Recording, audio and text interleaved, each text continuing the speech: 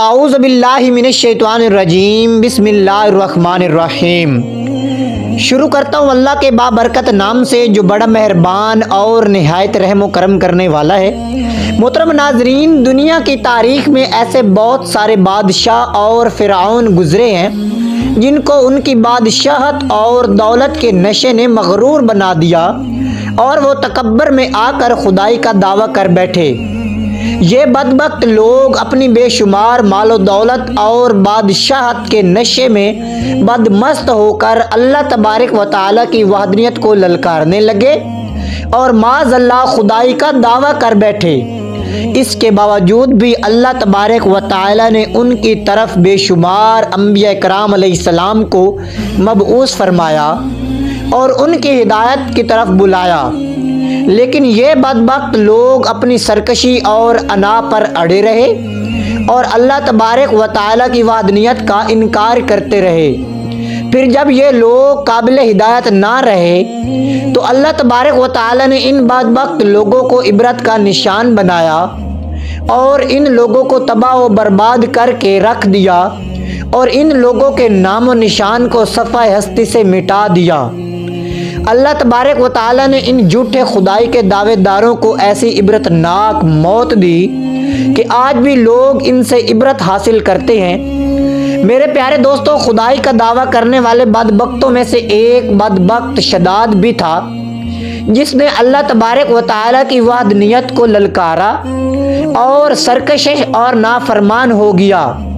پیارے دوستو، شداد کون تھا اور کس طرح اس نے اللہ تبارک و تعالیٰ کی نافرمانی کی اور خدائی کا دعویٰ کیا اور کس طرح اس نے دنیا میں اپنے لیے جنت تیار کی اور اس کی بنائی جانے والی جنت کتنے سالوں میں تیار ہوئی، اور پھر اللہ تبارک و تعالیٰ نے اس بدبخت کو کس طرح دنیا کے لیے عبرت کا نشان بنایا اور اس بدبخت کا انجام کیا ہوا، اور پھر کس طرح ملک الموت علیہ السلام نے دردناک طریقے سے اس کی روح قبض کی۔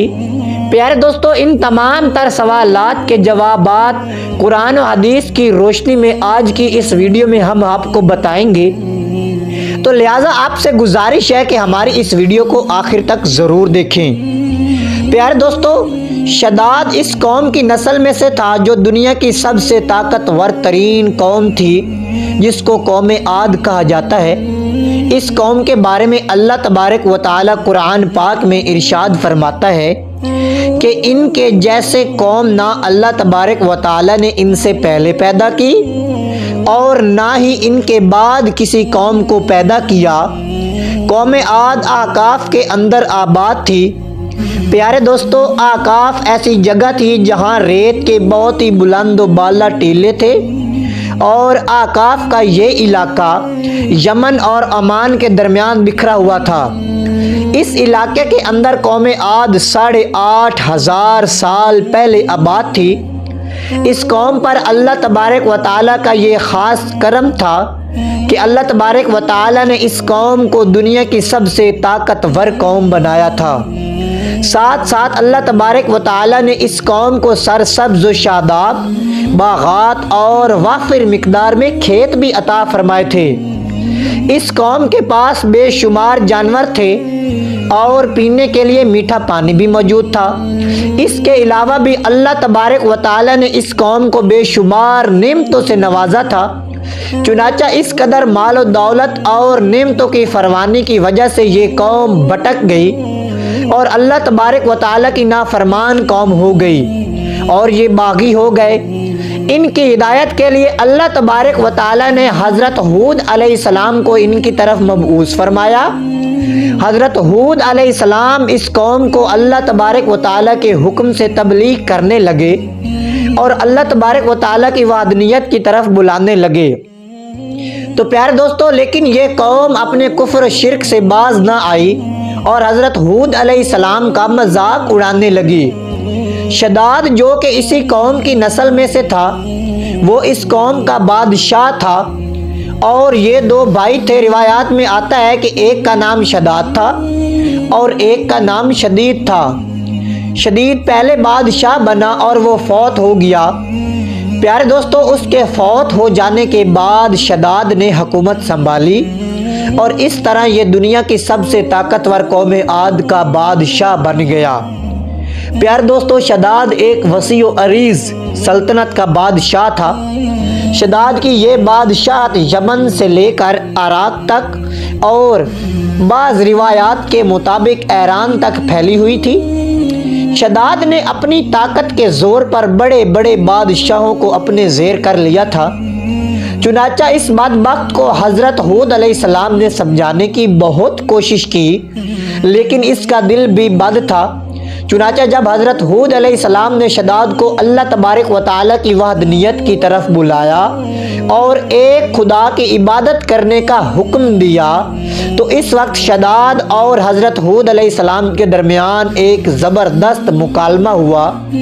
تو پیارے دوستو، جس کے نتیجے میں شداد نے حضرت ہود علیہ السلام سے پوچھا کہ اگر میں اللہ تبارک و تعالیٰ پر ایمان لے آؤں تو مجھے کیا حاصل ہوگا؟ تو اس وقت حضرت ہود علیہ السلام نے شداد سے فرمایا کہ تم پر جنت حلال ہو جائے گی۔ جنت کا نام سنتے ہی شداد حضرت ہود علیہ السلام سے پوچھنے لگے گا جنت کا نام سنتے ہی شداد حضرت ہود علیہ السلام سے پوچھنے لگا کہ یہ جنت کیا ہے؟ تو حضرت ہود علیہ السلام نے شداد کو جنت کا نقشہ بتایا اور جنت کی نعمتوں کے بارے میں شداد کو بتایا۔ حضرت ہود علیہ السلام کی یہ بات سن کر شداد مسکرانے لگا اور حضرت ہود علیہ السلام کو دیکھ کر کہنے لگا کہ یہ کون سی بڑی بات ہے، ایسی جنت تو میں بھی تیار کر سکتا ہوں۔ حضرت ہود علیہ السلام نے شداد کو اس کے اس کفر و شرک سے روکنے کی بہت کوشش کی، لیکن یہ بدبخت باز نہ آیا۔ چنانچہ اس وقت شداد نے اپنی سلطنت کے بڑے بڑے کاریگروں کو اکٹھا کیا اور احقاف میں ارہم کے مقام پر 20 کوس لمبی اور چوڑی جنت بنانے کا کام شروع کروا دیا۔ چنانچہ شداد کی تیار ہونے والی اس جنت میں سونے اور چاندی کی اینٹیں لگائی گئی اور جواہرات بھی لٹکائے گئے۔ اس بدبخت شداد نے اپنی اس بنائی جانے والی جنت میں شہر، دودھ اور پانی کی نہریں بھی رواں کر دی اور دنیا جہان کے خوبصورت درخت، پودے اور پھول بھی لگوا دیے اور اس جنت کو طرح طرح کے جواہرات سے مزین کر دیا۔ قوم عاد چونکہ پہلے ہی بلند و بالا پہاڑوں کی تراش کر محلات بنانے کے ماہر تھے اور شداد کی سلطنت میں یہ تو فن عروج پر تھا، چنانچہ ریت کے اندر ان بلند و بالا ڈیلوں پر بہت بڑے بڑے ستون کھڑے کر دیے گئے اور ان بلند ستونوں پر بڑی بڑی سنے اور چاندی کی عمارتیں بنا دی گئیں۔ شداد نے یہ فیصلہ کیا تھا کہ جب تک اس کی بنائی جانے والی جنت تیار نہ ہوگی، اس وقت تک وہ اپنی جنت کے اندر قدم نہیں رکھے گا۔ چنانچہ شداد کے حکم کے مطابق جنت تیار ہونے لگی اور شداد اپنے محل کے اندر بے صبری کے ساتھ جنت کا کام مکمل ہونے کا انتظار کرنے لگا۔ شداد کی اس جنت کو تیار ہونے میں 12 سال لگے۔ 12 سال کے اندر جب یہ جنت مکمل تیار ہو گئی اور اس کو طرح طرح کے ہیرے جواہرات سے مزین کر دیا گیا اور طرح طرح کی خوبصورتی سے مزین کر دیا گیا، تو اس وقت شداد کو اس کی جنت تیار ہونے کا پیغام بھی پہنچا دیا گیا۔ تو پیارے دوستو، چنانچہ شداد جنت کے تیار ہونے کا پیغام سنتے ہی بہت خوش ہوا اور شداد اپنی جنت کو دیکھنے کے لیے اپنی فوج کو ساتھ لے کر جنت کی طرف نکل پڑا۔ چنانچہ شداد ابھی جنت کے دروازے پر پہنچا ہی تھا کہ اس نے اپنے اندر ایک شخص کو کھڑا دیکھا۔ شداد اس شخص کو دیکھتے ہی پہچان گیا اور اپنے حواریوں سے کہنے لگا کہ یہ شخص مجھے جنت میں داخل نہیں ہونے دے گا۔ تو اس وقت شداد کے حواریوں نے شداد سے پوچھا کہ یہ شخص کون ہے اور یہ جنت میں کیوں نہیں داخل ہونے دے گا؟